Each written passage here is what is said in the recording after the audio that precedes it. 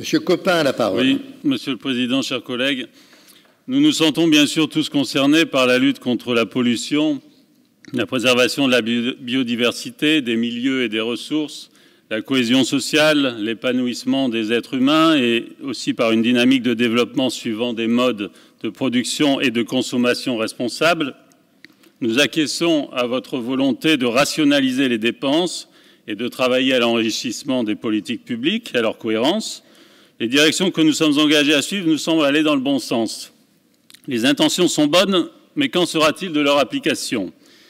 Ayant été fortement déçus par des années de gestion socialiste et échaudés encore récemment par les promesses sans lendemain du fameux « moi président », nous nous posons légitimement la question de la suite qui sera donnée à cet encourageant inventaire de propositions.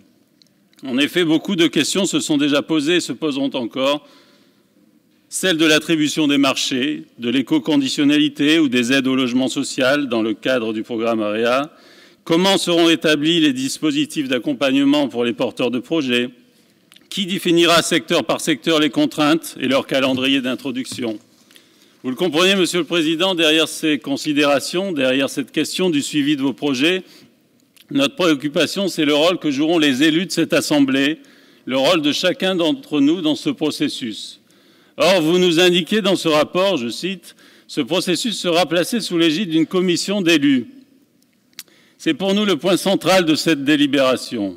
Nous vous posons donc solennellement la question, Monsieur le Président, accepterez-vous de faire entrer des élus du Front National dans cette commission?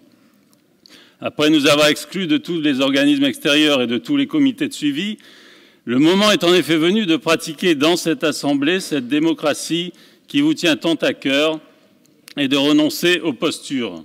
Il est temps d'appliquer ici même cet idéal qui vous pousse à renverser des dictatures ou à envoyer nos soldats dans des contrées dangereuses. Cette démocratie que vous présentez comme modèle au monde entier, nous la réclamons ici et maintenant, au nom de nos électeurs, mais aussi parce que le sujet que nous traitons ici nous concerne tous. Et puisque pour défendre les grands principes, il faut bien de grandes comparaisons, vous me pardonnerez, Monsieur le Président, d'aller un peu plus loin.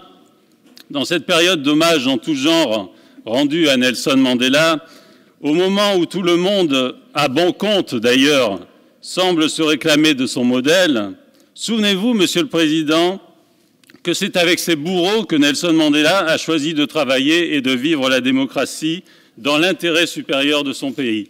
Or, il n'y a pas ici de bourreaux, il y a des élus comme vous, des personnes préoccupées par l'état de leur environnement et qui ont des idées et des propositions à faire. Vous avez aujourd'hui un devoir de cohérence. Nous exclure de cette commission, c'est renoncer à vos grands principes. C'est abaisser l'idéal démocratique au rang de simples considérations partisanes et électoralistes. Nous permettre d'y participer serait redonner à la politique un peu de ses lettres de noblesse. Nous attendons de votre part que vous soyez à la hauteur de vos belles déclarations et de votre fonction.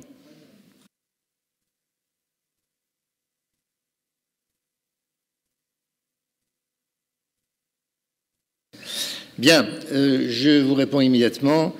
Je pense que ce que vous venez de dire et la façon dont vous avez abordé le sujet montre qu'en effet, il n'y a pas de raison fondamentale pour que vous soyez exclu de cette nouvelle discussion.